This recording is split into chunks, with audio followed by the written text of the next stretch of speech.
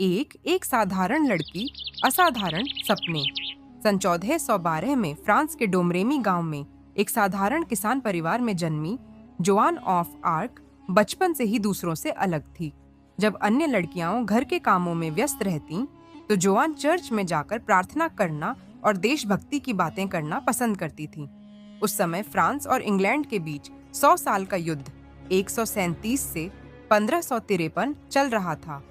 France लगातार हार रहा था और राजा चार्ल्स 7वें सत्ता में होने के बावजूद कमजोर और अनिर्णायक थे। इंग्लैंड के सैनिक फ्रांस के बड़े हिस्से पर कब्जा कर चुके थे और लोग निराश हो चुके थे। भाग 2। दिव्य संदेश और एक नया मिशन। जब जोआन 13 साल की थी, तो उसने अजीब अनुभव करना शुरू किया। उसे आवाजें सुनाई देने लगीं।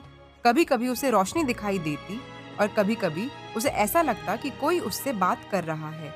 धीरे धीरे ये आवाजें स्पष्ट होती गईं और उसने महसूस किया कि वे सेंट माइकल, सेंट कैथरीन और सेंट मार्गरेट की थीं। इन आवाजों ने उसे बताया कि वह ईश्वर की चुनी हुई है और उसे फ्रांस को बचाने के लिए आगे आना होगा। पहले तो वह घबरा गई, लेकिन जैसे जैसे समय बीता, उसका विश्वास और दृढ़ हो गया। 17 साल की उम्र में जब उसे पूरा यकीन हो गया कि यह उसका कर्तव्य है, तो उसने अपने गांव से निकलकर राजा चार्ल्स 7वें से मिलने का फैसला किया। भाग 3। राजा तक पहुंचना। मुश्किल सफर। जोआन के लिए राजा से मिलना आसान नहीं था। एक साधारण किसान लड़की का यह दावा कि वह ईश्वर की दूत है, लोगों को हास्यास्पद लगा। लेकिन जोआन ने हार नहीं मानी। उसने स्थानीय कमांडर से अनुमति मांगी, लेकिन उसने इनकार कर दिया। तब जोआन ने लोगों को अपनी दृढ़ता से प्रभावित किया और आखिरकार उसे राजा के पास भेजा गया। जब वह राजा चार्ल्स 7 के दरबार में पहुंची, तो राजा ने उसे परखने के लिए खुद को दरबारियों के बीच छिपा लिया और किसी और को अपने सिंहासन पर बिठा दिया। लेकिन जोआन सीधे राजा के पास गई और कहा, आप ही राजा हैं और ईश्वर ने मुझे आपके पास भेजा है। यह सुनकर राजा हैरान रह गया। उसने जोआन की परीक्षा लेने के लिए चर्च के विद्वानों से उसका परीक्षण करवाया और सभी ने माना कि उसमें कोई असाधारण शक्ति है। भाग 4। पहला युद्ध और पहली जीत। राजा ने जोआन को एक छोटी सेना दी और उसे फ्रांस के सबसे महत्वपूर्ण शहर ऑर्लियंस को बचाने का आदेश दिया। अंग्रेजों ने इस शहर को घेर रखा था और फ्रांस की हार लगभग तय मानी जा रही थी। लेकिन जोआन के नेतृत्व में फ्रांसीसी सैनिकों का आत्मविश्वास जाग उठा।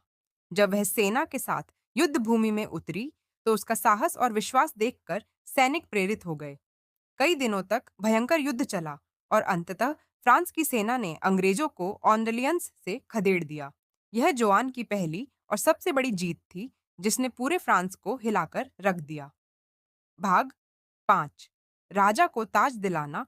ऑर्लियंस की जीत के बाद जोआन ने राजा चार्ल्स 7वें से कहा कि अब उन्हें रीम्स जाकर खुद को फ्रांस का असली राजा घोषित करना चाहिए। इस समय तक राजा खुद भी जोआन की क्षमताओं पर भरोसा करने लगे थे। वे रीम्स की ओर बढ़े और जोआन की सुरक्षा में वहां पहुंचे। रीम्स में राजा चार्ल्स 7वें का भव्य राज्याभिषेक हुआ और इस तरह जोआन ने अपने मिशन का पहला हिस्सा पूरा कर लिया। भाग 6। धोखा और गिरफ्तारी। जोआन की बढ़ती लोकप्रियता से कई लोगों को जलन होने लगी। फ्रांस के दरबारी, चर्च के अधिकारी और यहाँ तक कि खुद राजा के सलाहकार भी। 1430 में जब जोआन 143 साल की थी, एक और युद्ध में लड़ रही थी, तो उसे धोखे से पकड़ लिया गया और अंग्रेजों को सौंप दिया गया। अंग्रेजों ने उसे जादूगरनी और धर्म विरोधी करार दिया। भाग 7।